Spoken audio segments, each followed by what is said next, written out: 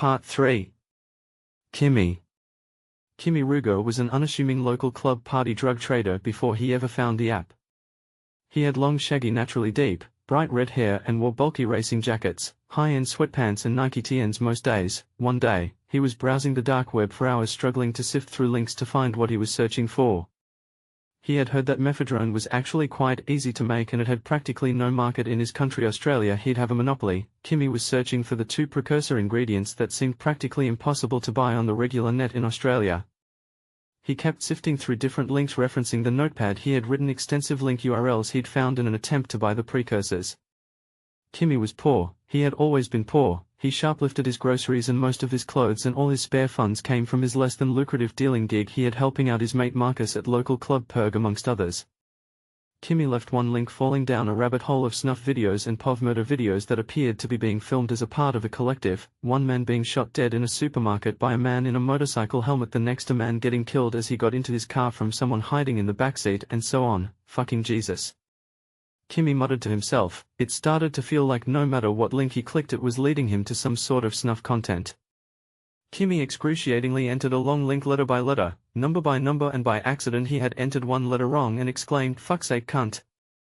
Before realizing the URL he had put in changed when he hit the enter key and was loading a page with poorly drawn images of assassin dress type looking manga sort of characters alongside strange monsters made of multiple crudely drawn black faces and flesh stretched across pieces of bone. Haha, cool, what is this? Kimmy scrolled down. It appeared to be a secret underground dark web MMORPG set up something like old Adventure Quest or Dragon Fable, but instead with assassins and surreal monsters. The title read DD Moncler Online, import to your phone now. With a download link.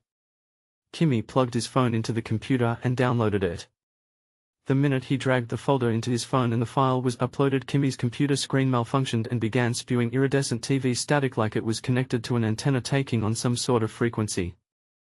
What the fuck, muttered Kimmy to himself and checked his phone for the app. There it was, the letters DMG in a black icon for DD Moncler game.